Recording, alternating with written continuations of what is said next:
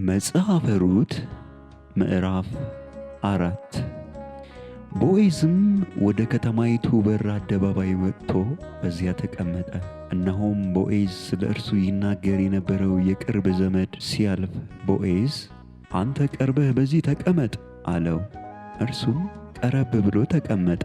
ቦዔዝም ከከተማይቱ ሽማግሌዎች 10 ሰዎች ጠርቶ በዚህ ተቀመጡ አላቸው። እነርሱም ተቀመጡ። ቦዔዝም የቅርብ ዘመዱን ከሞዓብ ምድር የተመለሰችው ኑኃሚን የወንድማችንን የአቤሜሌክን ጢንጦ ትሸጣለች፣ እኔም በዚህ በተቀመጡት ሕዝብ ሽማግሌዎች ፊት እንድትገዛው አስታውቅህ ዘንድ አሰብሁ። መቤዠት ብትወድድ ተቤዠው፣ መቤዠት ባትወድድ ግን ከአንተ በቀር ሌላ ወራሽ የለምና እኔም ከአንተ በኋላ ነኝና እንዳውቀው ንገረኝ አለው። እርሱም እቤዠዋለሁ አለው። ቦዔዝም እርሻውን ከኑኃሚን እጅ በምትገዛበት ቀን ለሞተው በርስቱ ስሙን እንድታስነሳለት ከሟቹ ሚስት ከሞዓባዊቱ ከሩት ደግሞ ትገዛለህ አለ።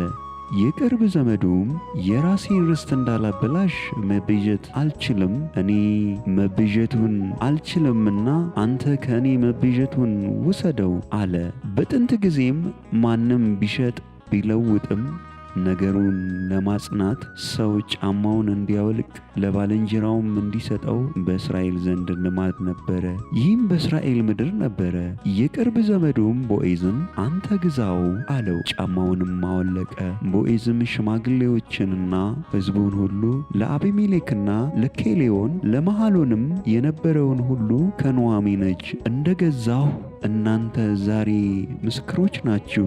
ደግሞም የሟቹ ስም በወንድሞቹ መካከል ከአገሩም ደጅ እንዳይጠፋ የሟቹን ስም በርስቱ ላይ እንዳስነሳ የመሐሉንን ሚስት ሞዓባዊቱን ሩትን ሚስት ትሆነኝ ዘንድ ወሰድሁአት። እናንተም ዛሬ ምስክሮች ናችሁ አላቸው።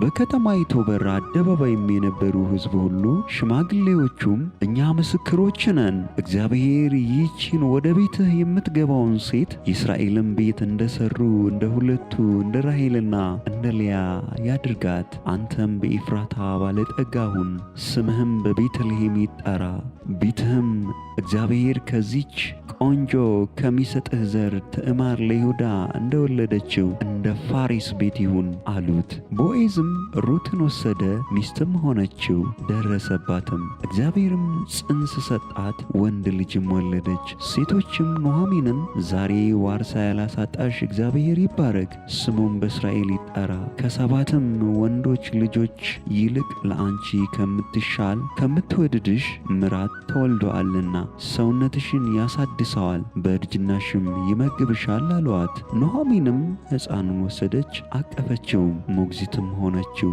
ሴቶችም ጎረቤቶቿ ለኑኃሚን ወንድ ልጅ ተወለደላት እያሉ ስም አወጡለት። ስሙንም ኢዮቤድ ብለው ጠሩት። እርሱም የዳዊት አባት የእሴይ አባት ነው።